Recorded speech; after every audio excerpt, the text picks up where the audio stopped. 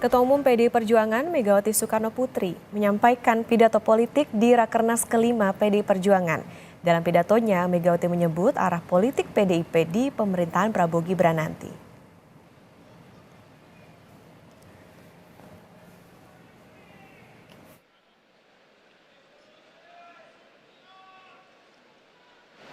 Hadirin sekalian, kita beri tepuk tangan yang Ketua paling Umum PDI meriah. Perjuangan Megawati Soekarnoputri mengoreksi penggunaan istilah oposisi dan koalisi selama ini agar tidak salah kaprah dalam sistem ketatanegaraan Indonesia.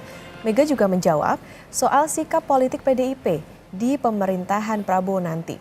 Bukan koalisi atau oposisi, tapi kerjasama atau tidak kerjasama.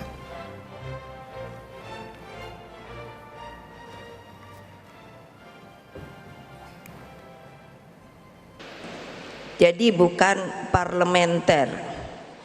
Jadi sebetulnya kita ini tidak ada koalisi lalu oposisi. Jadi memang agak susah sebetulnya, karena kalau tidak ikut lalu apa ya? Jadi saya bilang pada mereka bertiga, kerjasama. Karena memang begitulah, tidak bisa koalisi karena kita sistemnya nanti parlementer. Lalu kalau ada yang bertanya pada saya, kalau tidak ikut, tidak ini, ya itu artinya ya tidak ada bersama-sama. Saudara, pidato Ketua Umum PDI Perjuangan Megawati Soekarnoputri pada Rakernas PDIP kemarin menimbulkan pertanyaan besar, terutama sikap politik PDIP pada pemerintahan yang baru di bawah kepemimpinan Prabowo Gibran. Bagaimana memaknai pidato Megawati? Pagi ini kita akan bahas dengan narasumber pengamat politik sekaligus Direktur Eksekutif Carta Politika, Yunarto Wijaya. Selamat pagi Mas Toto. Selamat pagi Mbak Nova. Mas Toto, Ya. kalau kita melihat tadi kan sempat diputar juga bagaimana pernyataan atau pidato dari Bu Megawati soal sebetulnya tidak ada koalisi, tidak ada oposisi, tapi yang ada kerjasama dan juga tidak kerjasama. Nah, kalau dilihat dari itu, Mas, bagaimana ini prediksi sikap PDIP sebetulnya yang nantinya apakah akan ke arah atau resmi akan jadi oposisi atau seperti apa? Highlightnya bukan terkait dengan kalimat tidak ada istilah oposisi dan koalisi ya. Kalau itu sebenarnya sudah dari beberapa tahun lalu istilah itu dibergunakan oleh PDI Perjuangan. Makanya pada saat kemarin Mas Ganjar maju, memang yang terbentuk adalah istilah kerjasama politik dengan P3, Hanura, dan Perindo. Jadi agak sulit kalau kita menerka pilihan atau sikap politik Ibu Mega dan PDI Perjuangan dari highlight kalimat itu. Tapi kalau kita mendengar secara utuh pidato kemarin Ibu Mega, memang sepertinya lebih mengarah kepada konsistensi sikap ketika bertanding, menang akan menjadi bagian dari kerjasama politik dengan kekuasaan. Tetapi kalau bertanding lalu kemudian kalah, porsinya ya kemudian lebih kepada menjadi pengawas begitu. Jadi saya menduga memang kita bisa lihat ya, kalau ingin coba membaca sikap politik Ibu Mega, saya pikir Sekjen itu kan representasi dari Ketua Umum, dan statement-statement yang keluar dari Mas Hasto beberapa bulan terakhir sepertinya menunjukkan memang sikap untuk tetap berada di luar pemerintahan. Walaupun menjadi menarik, berbeda memang sepertinya dengan sikap Mbak Puan yang cenderung lebih lentur, atau orang-orang yang dianggap dekat dengan Mbak Puan seperti Mas Bambang Pacul, itu cenderung lebih lentur dengan kemungkinan masuknya dalam koalisi pemerintahan.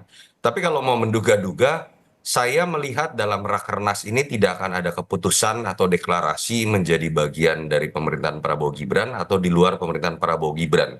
Saya menduga bahwa keputusan itu biasanya kalau di PDI Perjuangan baru akan diambil setelah Kongres, dan Kongres itu 2025. Tapi kalau apa yang akan diputuskan, saya tetap melihat kemarin tuh ada satu kalimat tuh yang sebenarnya muncul dari Ibu Mega terkait dengan masuk atau tidak ke dalam pemerintahan. Kita harus melihat dengan seksama dan mendengar akar rumput. Artinya apa? Dalam Rakernas ini menurut saya tidak akan ada keputusan deklarasi oposisi ataupun koalisi atau istilah dari PDI Perjuangan kerjasama atau tidak ikut bekerja sama. Hmm. Artinya tadi kalau kita lihat kan selain yang disoroti soal kerjasama tidak kerjasama, ada juga yang menarik juga Mas Toto ini soal Bu Mega bilang kita tahan banting. Nah ini apakah jadi kode-kode juga bisa dikatakan seperti itu kalau PDI Perjuangan ini akan berada di luar pemerintahan? Iya, istilah tahan banting kan memang bisa diartikan dua ya. Tahan banting ini dalam cerita sebagai sebuah histori, partai ini kan menjadi besar malah ketika ditindas oleh Orde Baru. Tapi sekarang bisa diartikan juga PDI Perjuangan pada saat maju pun dengan koalisi Ganjar Mahfud itu kan cenderung koalisi paling kecil. Dan sekarang katakanlah dari isu-isu yang beredar, mungkin dua partai yang ada di luar pemerintahan hanya PKS atau PDI Perjuangan, atau jangan-jangan hanya PDI Perjuangan. Jadi memang ketika keluar kalimat keluar dari zona nyaman, tahan banting, lalu kemudian kalau kemarin datang ke Rakernasnya itu banyak gambar banteng dipanah ya, saya pikir sebuah indikasi juga bahwa kalau kita melihat sikap Ibu Mega dulu pada zaman pemerintahan Pak SBY juga kecenderungan dia sikapnya konsisten bahwa kalau dalam pemilu kalah ya seharusnya mengambil porsi dalam demokrasi, menguatkan diri sebagai pengawas, tidak berbondong-bondong ikut berebut kue kekuasaan, kan itu tanda kutip ya melanggar logika yang ada dalam demokrasi. Ya sudah, ada pertarungan, hormati yang menang, yang kalah menguatkan posisi menjadi oposisi, bukan kemudian ikut-ikutan berebut kue kekuasaan. Mas Toto tadi sempat menyebut soal sikap politik Bu Mega ini agak berbeda dengan Mbak Puan yang lebih lentur. Nah kalau kita melihat kan sejarahnya Pak Prabowo ini pernah secara politis berdampingan dengan Bu Mega. Nah apakah ini bisa diingat gitu menjadi salah satu alasan begitu untuk keduanya berhubungan baik? Kemudian kalau kita lihat kan memang ada rencana yang menyebut bahwa keduanya akan bertemu. Apa sebetulnya kendala pertemuan antara keduanya Mas Toto? Iya, kalau saya melihat kita harus memisahkan ya antara hubungan baik antar elit, apalagi di level ketum parpol yang sangat berpengaruh seperti Pak Prabowo dengan Gerindranya, Ibu Mega dengan PDI Perjuangannya. Saya sepakat bahwa harus ada simbolisasi harmonisasi pasca pemilu yang ditunjukkan bahwa tidak ada permusuhan yang sifatnya personal, dan itu bisa ditunjukkan dengan simbol-simbol pertemuan, ngopi bareng, berkunjung ke rumah, silaturahmi dan lain-lain. Tapi tidak serta-merta itu harus diartikan bahwa ketika dulu mereka bersahabat, bahwa mereka bisa ngopi bareng, artinya itu menjadi sebuah sikap politik dari partai. Kalau itu yang terjadi, nanti nggak ada lagi fungsi DPR sebagai pengawas gitu. Dan pada akhirnya apa gunanya pemilu kalau kemudian atas nama persahabatan, kedekatan, hubungan lama, lalu kemudian semuanya ikut masuk ke dalam bagian pemerintahan. Masalahnya gini loh, ketika sudah masuk dalam pemerintahan atau mendukung itu nggak pernah gratis. Jatuhnya itu akan dalam konteks jual beli jabatan menteri.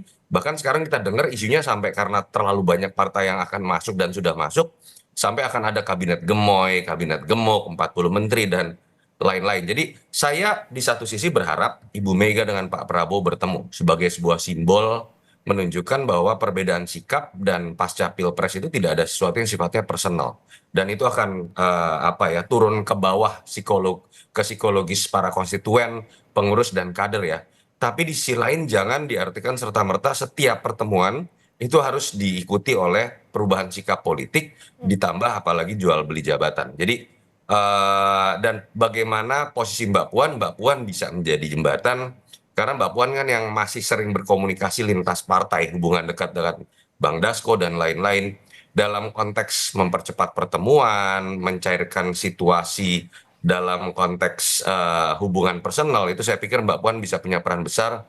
Tapi saya pikir jangan serta-merta itu harus diartikan harus masuk ke dalam barisan pemerintahan. Ya, artinya tetap berhubungan baik meskipun beda pandangan soal politik. Nah, Mas Toto, ini yang menarik juga soal kemarin di pidatonya Bu Mega sempat menyebut soal atau menyinggung soal provokator keadilan. Kita dengarkan terlebih dahulu Mas Toto, ini cuplikannya. Tidak apa-apa. Tadi kan ada banteng penuh panah. Ya saya bilang nggak apa-apa kok. Kita tahan banting kok. Berani apa tidak? Takut apa tidak? Berani apa tidak? Takut apa tidak? Berani apa tidak? Takut apa tidak? Nah gitu dong, berani. Nanti katanya saya Bu Mega provokator. Ya, saya sekarang provokator demi kebenaran dan keadilan. Naai, ngerti kan? Ngerti kan yang dimaksud? Ya udah. Nah, itu dari cuplikan tadi Mas Toto sampai Bu Mega jadi provokatornya keadilan. Bahkan kemarin juga sempat disinggung soal Bu Mega bilang hasil Pilpres 2024 ini abu-abu. Nah, gimana Mas Toto ini tanggapannya soal ini? Iya, saya pikir dalam konteks menerima hasil pemilu presiden, semua pihak harus menerima. Keputusan MK terlepas suka atau tidak, sampai sekarang MK masih diakui sebagai lembaga yang punya otoritas memutuskan hal tersebut. Terlepas kita tahu ada fakta mengenai keputusan kontroversial, mantan ketuanya punya hubungan keluarga dengan Pak Jokowi dan Gibran misalnya. Tapi kita memang rekonsiliasi harus dimulai terlebih dahulu dengan pengakuan Pilpres secara absolut, bahwa memang ada proses-proses yang diragukan itu hanya bisa dijadikan pembelajaran ke depan. Balik lagi Mbak Nova, yang terpenting adalah kita ingin melihat nih dari para petinggi parpol termasuk Ibu Mega, Pak Prabowo, mungkin Pak Jokowi tanda kutip, bahwa perbedaan sikap ini jangan dibawa secara personal. Kalau dalam konteks provokasi untuk mempertahankan nilai-nilai yang ada dalam sistem demokrasi, semua harus melakukan itu ketika ada yang berupaya untuk mengikis hal tersebut. Satu hal yang saya suka kemarin dari dari pidato Ibu Mega adalah hal-hal yang dikemukakan, walaupun cenderung emosional gitu ya, sampai nangis 3 kali kalau kita dengarkan. Memang sebetulnya lebih banyak berbicara bukan sesuatu yang sifatnya personal, hal-hal yang terkait dengan sistem. Berbicara mengenai nilai demokrasi, berbicara mengenai penegakan hukum, berbicara mengenai negara kekuasaan. Dalam konteks itu kan kita bisa berdialektika, bisa saling berbantahan. Kalau ada yang merasa tersindir misalnya dengan upaya mengikis nilai demokrasi, ya silakan jawab bahwa pemerintahan ke depan tidak akan mengikis nilai demokrasi. Kalau ada yang merasa tersindir dengan penegakan hukum yang makin turun, tunjukkanlah bahwa pemerintahan ke depan lebih baik penegakan hukumnya dibanding pemerintahan sekarang. Jadi provokasi-provokasi seperti itu menurut saya akan sangat positif. Walaupun memang menjadi catatan ya, alangkah baiknya boleh loh ada simbol-simbol yang menunjukkan ada pertemuan secara personal, ada komunikasi yang tetap baik secara personal, sehingga kemudian misalnya PDI Perjuangan pun akan mengambil sikap di luar pemerintahan, publik akan melihat bukan karena sebuah kebencian, bukan karena subjektivitas yang sifatnya personal, tapi memang karena perbedaan sikap yang nilainya prinsipil, dan itu baik dalam demokrasi. Oke, kemarin yang juga menarik Mas Toto, ini kan Bu Mega sempat ngomong soal mau datang makasih, enggak juga terima kasih. Nah ini kalau dilihat dari pidatonya, ini kan juga kalau kita mengingat yang kemarin sempat ramai kan Pak Jokowi nggak diundang bahkan di Rakernas ini. Nah ada nggak di pidato Bu Mega yang menyinggung atau mengarah ke Pak Jokowi? Iya, saya tidak melihat ada kalimat yang sifatnya personal ya.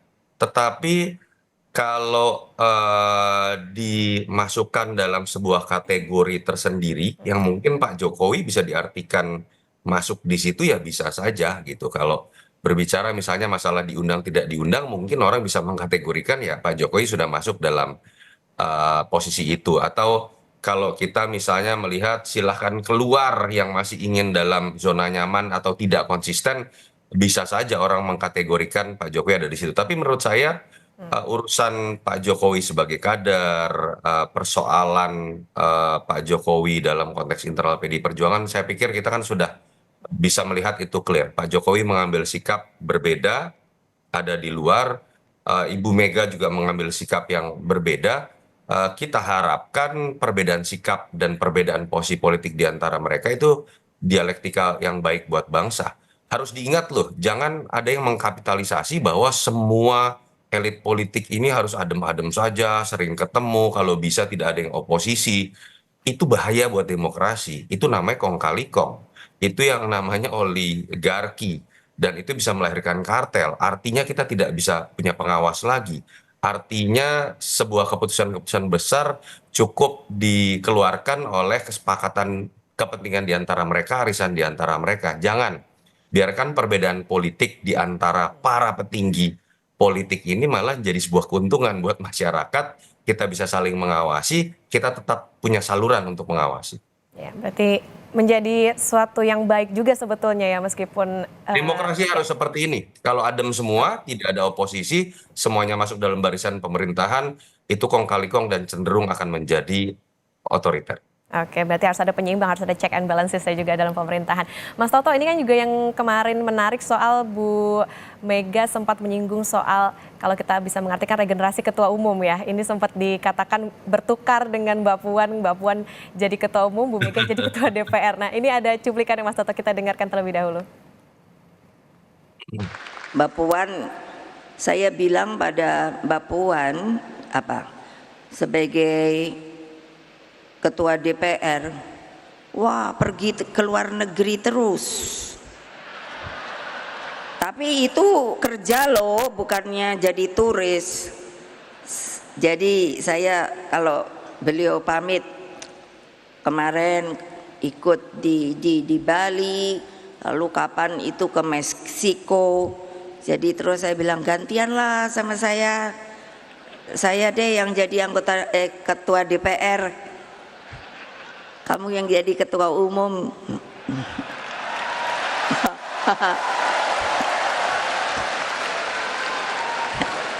Lo enak-enak aja. Masa saya yang disuruh nongkrong di sini terus keadaannya gonjang-ganjing nggak jelas. Nah, ini Mas Toto nih jadi kode pergantian ketum nggak nih untuk Mbak Puan? Iya, memang ada dua kacamata ya. Di satu sisi bisa ada yang mengatakan ini sindiran ke Mbak Puan dalam konteks sebagai ketua DPR, kok banyak keluar negeri misalnya. Sementara situasi politik dalam negeri kan sedang tidak enak buat PDI Perjuangan lah misalnya merasa dihianati. Tapi ada juga yang mengatakan bisa jadi ini simbolisasi menuju Kongres 2025 Mbak Puan dipersiapkan juga menjadi ketua umum begitu kan. Tapi saya sih melihat ini belum menjadi sebuah keputusan, walaupun harus diakui dalam konteks beberapa tahun terakhir peran Mbak Puan itu kan semakin besar ya, dan memang kelenturan Mbak Puan untuk kemudian berkomunikasi dengan lintas partai, kelenturan Mbak Puan untuk melakukan kompromi dan pengambilan keputusan politik di DPR, itu satu hal juga yang dibutuhkan di PDI Perjuangan. Terkait prinsip tidak ada yang bisa membantah. Ibu Mega orang yang paling punya prinsip, walaupun kadang-kadang malah terlalu terasa keras begitu ya, sehingga terasa tidak lentur. Di sisi lain, Mbak Puan bisa menutupi itu atau bisa melengkapi itu, dan dalam konteks PDI Perjuangan ke depan, mungkin salah satu hal yang dibutuhkan selain sikap keras dan prinsipil tadi adalah kelenturan tadi. Tetapi saya pikir masih akan ada proses yang dibutuhkan di internal. Selain terkait dengan keluarga Ibu Mega, di situ ada Mas Nanan, ada keluarga besar seperti Pak Guntur yang mungkin akan diminta masukan juga. Tapi seperti kata Ibu Mega bahwa sikap dan suara dari akar rumput itu juga mungkin akan dilihat setahun ke depan menjelang Kongres, termasuk konstelasi politik akan seperti apa. Mas Toto, artinya di 3 hari Rakernas ini apakah bisa diprediksi akan kelihatan nanti di akhir Rakernas soal posisi maupun juga tadi soal bagaimana regenerasi ketua umum atau seperti apa Mas Toto? Atau nanti kita harus nunggu pas Kongres di 2025? Menurut saya belum ya, karena dan kalau menurut saya upaya untuk bisa menerka PDI Perjuangan sikapnya akan seperti apa, itu bisa terbaca kemarin pada saat pidato Ibu Mega. Setelah ini saya pikir mereka akan lebih banyak berbicara mengenai bagaimana konsolidasi ke depan, termasuk pemenangan Pilkada 27 November yang sudah di depan mata. Dan menurut saya keputusan akan diambil di Kongres, termasuk dalam konteks sikap PDI Perjuangan bergabung atau tidak dengan pemerintahan Prabowo Gibran. Mungkin kalau menduga-duga yang hanya akan keluar bahwa ini akan diserahkan kepada ketua umum pengambilan keputusannya, sambil kemudian mendengarkan aspirasi akar rumput yang baru akan diputuskan di Kongres. Kenapa? Kita harus lihat juga secara realistis bahwa teman-teman PDI Perjuangan di daerah ini membutuhkan sebuah kelonggaran untuk bisa membangun koalisi dengan teman-teman partai lain termasuk 01, pendukung 01 dan 02 dalam konteks koalisi pilkada nanti. Kalau ada sebuah deklarasi menjadi oposisi misalnya atau menjadi bagian dari kekuasaan, itu akan sangat membatasi ruang gerak dari kader-kader di daerah dalam membangun koalisi. Padahal kita tahu tidak mungkin PDI Perjuangan bisa memenangkan pilkada tanpa berkoalisi dengan partai-partai 02 dan 01. Ya baik, berarti yang paling dekat ini bisa jadi adalah ngomonginnya soal pilkada karena memang Betul, akan di fokus di situ. bulan November nanti soal bagaimana posisi apakah koalisi, oposisi maupun juga tadi termasuk lebih luas lagi soal bagaimana regenerasi ketum kita akan tunggu nanti mungkin saja di Kongres 2025. Kongres 2025. Ya baik, terima kasih pengamat politik sekaligus Direktur Eksekutif Carta Politika Mas Yunarto Wijaya Terima sudah kasih, bersama kami di Mbak. Sapa Indonesia Akhir Selamat Pekan. pagi. Terima kasih, selamat berakhir pekan Mas Toto.